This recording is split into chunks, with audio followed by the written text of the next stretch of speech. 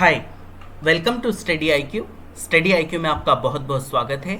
मेरा नाम है राकेश गवालरे और आज के इस वीडियो में हम लोग देखने वाले हैं जून 2020 का छत्तीसगढ़ का करंट अफेयर। ये उसका फर्स्ट पार्ट है, तो आइए स्टार्ट करते हैं। भतरा नाट खबरों में है, इसके संबंध में कौन सा तथ्य सत्य है? तो सबसे पहले तो आपको पता होना चाहिए कि नाट्य शास्त्र क्या है। ये भरत मुनि ने लिखी हुई एक बुक है और ऐसा माना जाता है कि भारत में जो आर्ट है, विशेषकर उसमें डांस, वो इसी नाट्य शास्त्र से डेवलप्ड है। और इसके लेखक कौन है नाट्य शास्त्र के? तो वो है भरत मुनि। अब इस भतरा नाट में अगर आपको दिख रहा हो तो ये है भरत मुनि और ये है भतरा नाट। अब सिंस इसकी कई विधाएं, किसकी? भतरा नाट की। किससे सिमिलर है? ये भरत मुनि के नाट्य शास्त्र से ली गई है, इस वजह से इसका नाम है भतरा नाट। फिर नेक्स्ट है, यह एक मूक अभिनय नाट्य है जो बस्तर में किसी के जन्म या मृत्यु के अवसर पर आयोजित किया जाता है।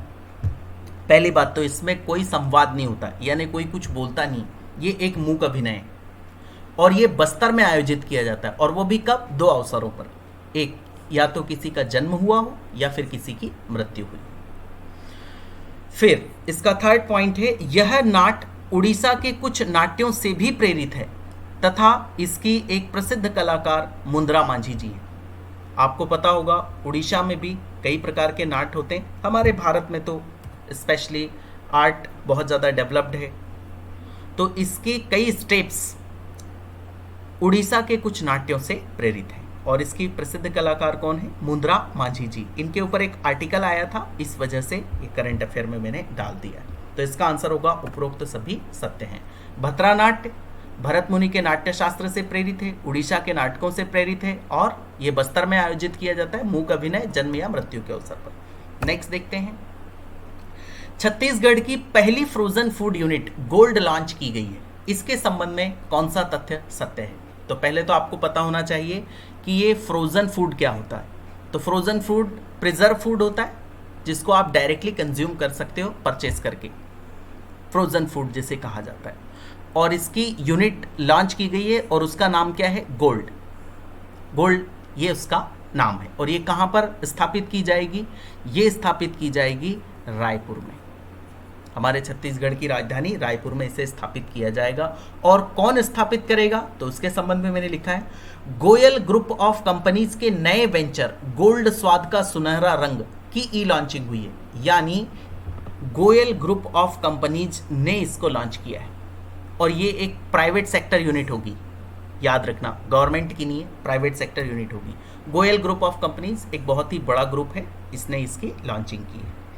फिर इसमें क्या मिलेगा हमें? तो इसमें शाकाहारी भोजन की विस्तृत रेंज मिलेगी तथा साथ ही एक और जहां कोरोना काल में लोगों की नौकरियां छिन रही है, वहीं लोगों को रोजगार भी उपलब्ध कराएगी। आपको पता होगा इस कोरोना वायरस डिसीज में बहुत लोगों की जॉब चली गई है। तो इस समय आपको पता होगा अगर कोई इंडस्ट्री कहीं पे एस्टैब्लिश होती है तो उसका बेनिफिट जो स्थानीय लोग होते हैं उन्हें भी मिलता है, क्योंकि इससे उन लोगों को रोजगार के अवसर उपलब्ध होते हैं। रोजगार मिलेगा तो डेफिनेटली उन्हें कुछ पैसा मिलेगा, पैसा मिलेगा तो डेवलपमेंट आएगा। तो इसका आंसर है उपरोक्त दोनों सत्य हैं। तो पहले तो आपको ये डेटा याद रखना है, फ्रोजन फूड यूनिट गोल्ड कहाँ पर? रायपुर में। इसको लॉन्च किया है गोयल ग्रुप ऑफ कंपनीज ने और यहाँ पे शाकाहारी फूड मिलेगा। नेक्स्ट देखते हैं, जांजगीर चंपा जिले में 2 नई तहसीलों का गठन किया जा रहा है। इसके संबंध में कौन सा तथ्य सत्य है? तो पहले तो आपको पता होना चाहिए कि ये जो जांजगीर चांपा डिस्ट्रिक्ट है इसमें अभी 10 तहसीलें हैं और ये छत्तीसगढ़ का सर्वाधिक तहसील वाला जिला है। यह जिला सर्वाधिक तहसील वाला जिला है किसका? छत्तीसगढ़ का। ये कभी स्टेटिक पार्ट में एग्जाम में आ सकता है, इसलिए आपको पता होना चाहिए। फिर 2 तहसीलों के नाम आपको बिल्कुल याद होना चाहिए, बम्हानिधि और बरद्वार। ये 2 नई तहसीलें बनेंगी कहां पर? जांजगीर चांपा डिस्ट्रिक्ट में। तो इसका आंसर होगा उपरोक्त दोनों ही सत्य हैं। नेक्स्ट देखते हैं, आपने सुना होगा जैनों के 24 तीर्थंकर हुए हैं टोटल अभी तक। उसमें से आपको पहला पता होना चाहिए और लास्ट वाला पता होना चाहिए। पहले तीर्थंकर ऋषभदेव जी हैं और लास्ट वाले तीर्थंकर भगवान महावीर हैं, जिनके बारे में आप पढ़ते रहते हैं। अब इनके 8वें तीर्थंकर की एक स्टैच्यू यानी प्रतिमा स्थापित की जा रही है, बात करते हैं उसके बारे में। चंद्रप्रभ भगवान की 21 फीट ऊंची और 80 टन वजनी मूर्ति दुर्ग में स्थापित हुई है या की गई है। इसके संबंध में कौन सा तथ्य सत्य है? तो पहले तो आपको यही डेटा पता होना चाहिए कि चंद्रप्रभ भगवान की 21 फीट ऊंची 80 टन की वजनी मूर्ति कहां पर दुर्ग में स्थापित की गई, ये हुआ। इसके बाद में भगवान चंद्रप्रभ 8वें जैन तीर्थंकर हैं तथा इनका प्रतीक चिन्ह सीधी सी बात है क्या होगा? चंद्रमा। आपको पता होगा जितने भी जैन तीर्थंकर हैं उनके कुछ प्रतीक चिन्ह हैं, वो प्रतीक चिन्ह आपको पता होना चाहिए पहले और लास्ट, और ये भगवान चंद्रप्रभ के बारे में, क्योंकि ये न्यूज में है। शिवनाथ नदी के तट पर स्थापित की जा रही यह मूर्ति भारत की चंद्रप्रभ भगवान की सबसे ऊंची प्रतिमा होगी।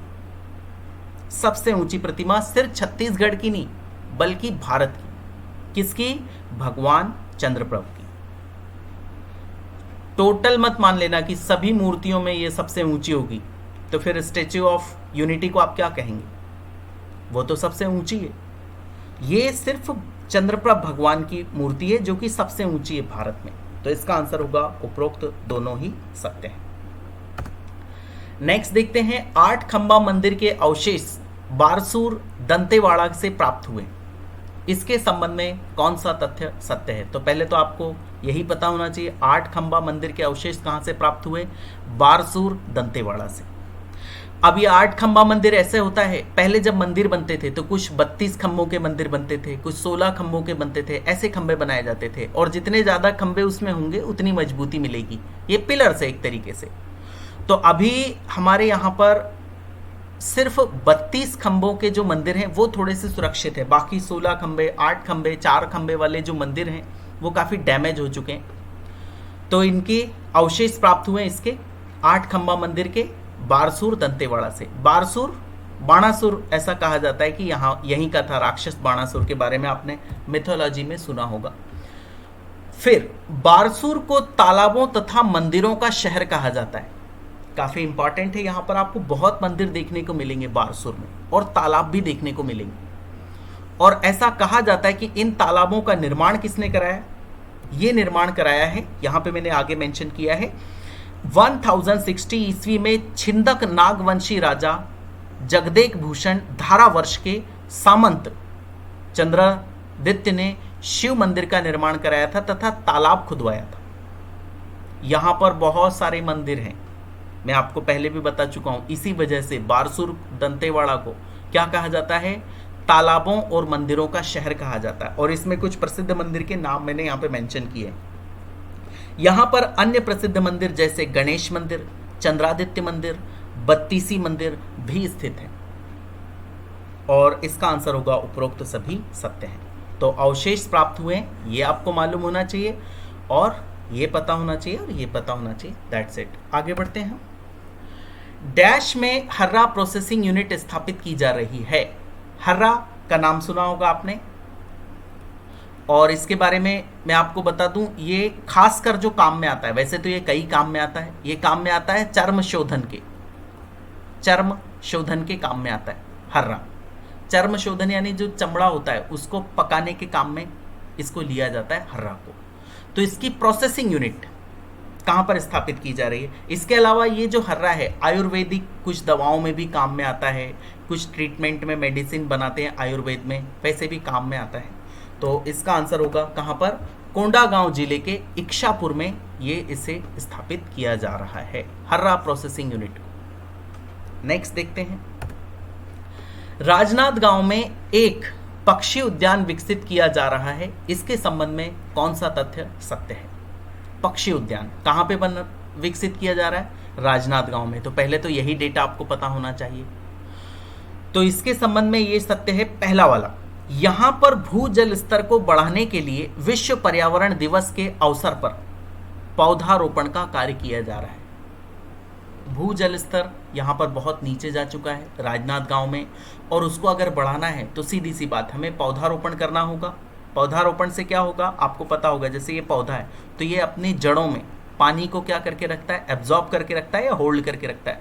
जितने ज़्यादा पेड़ होते हैं जहाँ पर, वहाँ पर पानी उतने ही ज़्यादा यानी ऊपर होने की संभावना होती। ग्राउंड जो वाटर होता है वो काफ़ी कम डेप्थ में ही आपको मिल जाता है, और जहाँ पर पेड़ नहीं होते जैसे रेगिस्तान आपने देखा होगा, वहाँ पर पानी इतना जल्दी नहीं मिलता है। तो यहाँ पर भूजल स्तर को बढ़ाने के लिए विश्व पर्यावरण दिवस आपको पता होगा कब होता है, 5 जून को होता है विश्व पर्यावरण दिवस। ये भी इम्पॉर्टेंट है, ये परीक्षा में आया हुआ क्वेश्चन है। 5 जून विश्व पर्यावरण दिवस, उस दिन सेलिब्रेट किया जाता है। तो यहाँ पर पौधारोपण का कार्य किया जाएगा और यहाँ पर 5 एकड़ भूमि में 400 पौधे लगाने का लक्ष्य रखा गया। किसमें, इस पक्षी उद्यान में, राजनांद गांव के पक्षी उद्यान में। तो इसका आंसर होगा क्या, उपरोक्त दोनों ही सत्य हैं।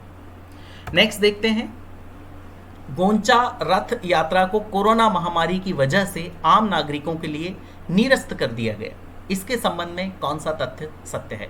तो पहले तो आपको पता होना चाहिए गोंचा रथ यात्रा काफ़ी पुरानी है और इसमें बहुत लोग पार्टिसिपेट करते हैं, और जब बहुत लोग पार्टिसिपेट करेंगे तो डेफिनेटली उससे सोशल डिस्टेंसिंग को हम मैनेज नहीं कर पाएंगे। इस वजह से आम नागरिकों को इसमें एंट्री थोड़ी सी सीमित कर दी गई है, जबकि इसके बारे में यह यात्रा लगातार 612 वर्षों से जारी थी। इतनी पुरानी यात्रा है, 612 वर्षों से लगातार जारी थी, बट इस बार अनफॉर्चुनेटली कोरोना की वजह से लोगों को इसमें कम शामिल किया गया है।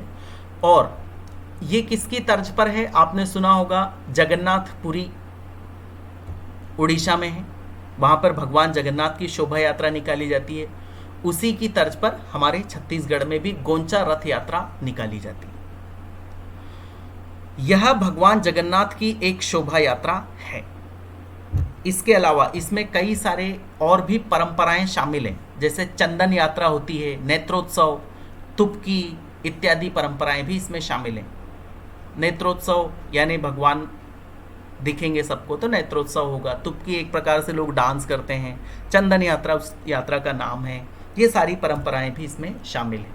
तो इम्पॉर्टेंट है गोंचा रथ यात्रा, ये कैंसल तो नहीं हुई है, थोड़ी सी आम नागरिकों के लिए लिमिटेड कर दी गई है। तो इसका आंसर होगा उपरोक्त सभी सत्य हैं। फिर मुख्यमंत्री जी का सचिव किसे नियुक्त किया गया है, तो वो नियुक्त किया गया है सिद्धार्थ कोमल परदेशी जी को। मुख्यमंत्री जी का सचिव यानी इसे कहा जाता है सेक्रेटरी टू सीएम, ये कहा जाता है यानी बोलचाल की भाषा में सेक्रेटरी टू सीएम। तो वो किन्हें नियुक्त किया गया, तो वो नियुक्त किया गया है सिद्धार्थ कोमल परदेशी जी को। नेक्स्ट देखते हैं, फिर एक बहुत ही फेमस दुर्भाग्यपूर्ण घटना हुई जब चाइना ने आक्रमण कर दिया था एक प्रकार से। चीन भारत गलवान घाटी संघर्ष के बारे में आपने खूब न्यूज़ में सुना होगा, और इसमें हमारे 20 जवान शहीद हो गए थे, और हमारे छत्तीसगढ़ के भी उसमें एक जवान थे, उनका नाम आपको पता होना चाहिए। छत्तीसगढ़ से एक जवान शहीद हो गए हैं, उनका नाम है श्री गणेश कुंजाम जी। श्री गणेश कुंजाम जी छत्तीसगढ़ से हैं और ये शहीद हो गए भारत चीन गलवान घाटी संघर्ष में। नेक्स्ट देखते हैं, आदिवासी संग्रहालय और प्रशिक्षण केंद्र आसना जगदलपुर में स्थापित किया जा रहा है। तो पहले तो यही इंपॉर्टेंट है कि आदिवासी संग्रहालय एवं प्रशिक्षण केंद्र कहाँ पर स्थापित किया जा रहा है, तो ये आसना जगदलपुर में स्थापित किया जा रहा है। अब इसको हम समझ लेते हैं। आदिवासी संग्रहालय है तो हम क्या करेंगे, इसमें आदिवासियों की जो कला है, आर्ट है, उसको क्या एक तरीके से संरक्षित करने की, सहेजने की कोशिश करेंगे। तो यही इसमें किया गया है। संग्रहालय के माध्यम से बस्तर के मुरिया, भतरा, धुरवा, दोरला, गोंड आदि जनजातियों की संस्कृति तथा परंपरा को सहेजने की कोशिश की जा रही है। किसके माध्यम से, इस आदिवासी संग्रहालय के माध्यम से। अब इसमें एक और शब्द जुड़ा हुआ है, प्रशिक्षण केंद्र। तो ये प्रशिक्षण केंद्र आदिवासी लोगों के लिए नहीं है, ये प्रशिक्षण केंद्र जो वहाँ पर सरकारी अधिकारी जाते हैं या कर्मचारी जाते हैं, जिन्हें वहाँ की जो स्थानीय भाषा है, कौन सी, हल्बी, गोंडी और बस्तर की अन्य स्थानीय बोलियों की ट्रेनिंग भी दी जाए। ताकि वहाँ पर वो अच्छी तरह से काम कर सकें, क्योंकि अगर किसी जगह की लैंग्वेज ही आपको प्रॉपर नहीं आएगी तो आप काम कैसे कर पाएंगे। सो बस्तर आने वाले पर्यटक ही नहीं, पर्यटकों को भी सिखाई जाएगी वो भाषा, अगर कोई इंटरेस्ट लेगा तो। ऐसा नहीं जबरदस्ती पकड़ के सिखाने लगे, अगर कोई इंटरेस्ट लेगा तो बस्तर आने वाले पर्यटक ही नहीं वरन सरकारी अधिकारी कर्मचारी भी हल्बी, गोंडी और बस्तर की अन्य भाषा की ट्रेनिंग ले सकेंगे। तो इसका आंसर होगा उपरोक्त दोनों सत्य हैं। तो आपको ये इंपॉर्टेंट है, ये पता होना चाहिए। और प्रशिक्षण में इन लोगों को प्रशिक्षण दिया जाएगा, पर्यटकों को और सरकारी अधिकारी कर्मचारियों। नेक्स्ट देखते हैं, 9वीं से 13वीं शताब्दी की सूर्यदेव की त्रिमुखी मूर्ति मंदिरों के शहर बारसूर दंतेवाड़ा में खुले में पड़ी हुई है। इसके ऊपर आर्टिकल आया था। ये कब बनी थी मूर्ति? 9वीं से 13वीं शताब्दी में बनाई गई थी। और ये त्रिमुखी मूर्ति है, याद रखना, भगवान सूर्य के 3 मुख हैं इसमें। इसके अलावा इस मूर्ति में ये दिखाया गया है कि भगवान सूर्यदेव एक घोड़े पर एक रथ पर सवार है जिसमें 7 घोड़े हैं, 7। तो ये मूर्ति काफी दुर्लभ है, आपको पता होगा, बट अनफॉर्चुनेटली इसका सही से ध्यान नहीं दिया गया तो वो मंदिर टूट गया। और वो मंदिर टूट गया तो लोगों ने वो मूर्ति निकाली और एक पेड़ के नीचे स्थापित कर दी। इसी वजह से ये न्यूज में था। यह दुर्लभ 3 फुट ऊंची प्रतिमा में सूर्यदेव 7 घोड़ों पर सवार हैं, ये पता होना चाहिए। बारसूर से कलम भाटा स्थित यह मंदिर एक टीले में परिवर्तित हो गया है, जो मैं आपको बता चुका हूं। और कब का है ये? 9वीं से 13वीं शताब्दी में बनाया गया था। और इसका आंसर है उपरोक्त दोनों ही सत्य हैं। और ऐसा कहा जाता है कि सूर्यदेव की त्रिमुखी मूर्ति ये भारत की एकमात्र मूर्ति मानी जाती है, फिर भी हम उसको प्रिजर्व नहीं कर पा रहे हैं, संरक्षित नहीं कर पा रहे हैं। आगे देखते हैं, छत्तीसगढ़ में 40 सरकारी अंग्रेजी मीडियम स्कूल खोले जाएंगे। इसके संबंध में कौन सा तथ्य सत्य है? तो आपने सुना होगा कि हमारे यहाँ पे हिंदी मीडियम के तो अच्छे खासे बच्चे हैं या सरकारी स्कूल भी है, बट सरकार ये चाह रही कि इंग्लिश मीडियम के लिए भी वो स्कूल ओपन करे। जितने भी सरकारी स्कूल हैं वो सब हिंदी मीडियम के। तो पहले स्तर में कितने? 40 सरकारी अंग्रेजी माध्यम के स्कूल खोले जाने हैं। और उसके बारे में डेटा देख लीजिए। इसके तहत प्रदेश का पहला शासकीय स्कूल धर्मपुर रायपुर में खोला जाएगा, जो लगभग 2 एकड़ भूमि पर होगा। काफ़ी अच्छी योजना है ये, और हम तो बस ये प्रार्थना ही कर सकते हैं कि ये सक्सेसफुल रहे, ताकि लोगों को अच्छे से अच्छे शिक्षा मिल सके। शिक्षा ही जीवन परिवर्तित कर सकता है, मेरा ऐसा मानना है। इसके तहत प्रदेश के कहाँ पर खोला जाएगा? पहला शासकीय स्कूल धर्मपुर रायपुर में खोला जाएगा। तो ये डेटा काफ़ी इंपॉर्टेंट है। उसके बाद में इसमें कक्षा 1 से 12 तक छात्रों को निःशुल्क शिक्षा प्रदान की जाएगी, यानी 1st to 12th तक आपसे कोई फी चार्ज भी नहीं की जाएगी। और स्कूल का स्टैंडर्ड भी अच्छा रखा जाएगा, यानी टीचर भी अच्छे बुलाए जा रहे हैं। ये मैंने न्यूज़ में काफ़ी बार इसके बारे में देखा है, पढ़ा है। तो इसका आंसर है उपरोक्त दोनों ही सत्य हैं। नेक्स्ट देखते हैं, रायपुर में देश का चौथा बड़ा जेम्स एंड ज्वेलरी पार्क बनाया जाएगा। इसके संबंध में कौन सा तथ्य सत्य है? तो आपको पता होगा कि जेम्स एंड ज्वेलरी के मामले में एक जगह काफ़ी प्रसिद्ध है, और वो कौन सी प्रसिद्ध है? सूरत। बट 2 और मुंबई और कलकत्ता भी जेम्स एंड ज्वेलरी के पार्क हैं, वहाँ पर काफ़ी डेवलप्ड है जेम्स एंड ज्वेलरी की जो इंडस्ट्री जिसको बोल सकते हैं। तो ऐसी ही एक पार्क हमारे छत्तीसगढ़ में कहाँ पर बनाया जा रहा है? रायपुर में। आप समझना, अगर इतना बड़ा पार्क बनाएंगे तो डेफिनेटली वहाँ पर सिक्योरिटी प्रोवाइड करनी पड़ेगी, क्योंकि जेम्स एंड ज्वेलरी क्या होती है? बहुत ही कीमती चीज़ें होती है। तो वहाँ पर चोर या फिर किसी प्रकार की डकैती की संभावना होती है। तो इसी से संबंधित यहाँ सुरक्षा का भी पूरा ध्यान रखा जाएगा। इसके अलावा इसमें 10 मंजिलें होंगी, 2000 दुकानें बनेंगी। यह भवन सर्व सुविधा युक्त होगा और यहाँ सुरक्षा का भी पूरा ध्यान रखा जाएगा। तो इसका आंसर होगा उपरोक्त दोनों सत्य हैं। और यहाँ से बड़े सिर्फ 3 ही जगह पर होंगे। कौन से? एक मुंबई का, एक कलकत्ता का, एक सूरत का, और चौथे नंबर का जो सबसे बड़ा जेम्स एंड ज्वेलरी पार्क होगा छत्तीसगढ़ में होगा, रायपुर में होगा। नेक्स्ट देखते हैं, मुख्यमंत्री सुगम सड़क योजना का शुभारंभ प्रदेश सरकार द्वारा किया गया है। इसके संबंध में कौन सा तथ्य सत्य है? पहली बात तो ये डेटा काफ़ी इंपॉर्टेंट है। इस तरीके की जो योजनाएं होती हैं वो जनरली एग्जाम में आ जाती है, स्पेशली पीसीएस के एग्जाम में। सो मुख्यमंत्री सुगम सड़क योजना, अब इसमें खास क्या है? ऐसे तो कई सारी योजनाएं चल रही हैं, फिर ये खास क्या?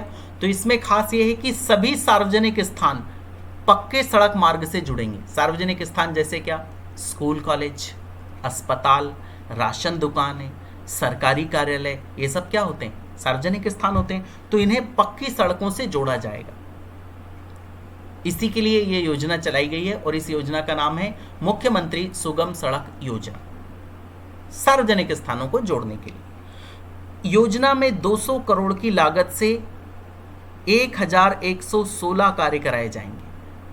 अब ये कार्य से मतलब ये है कि इस 1116 जगह पर सड़क बनेगी और पैसे इसमें कितने खर्च होने वाले? 200 करोड़ रुपए। तो इसका आंसर होगा उपरोक्त दोनों ही सत्य है।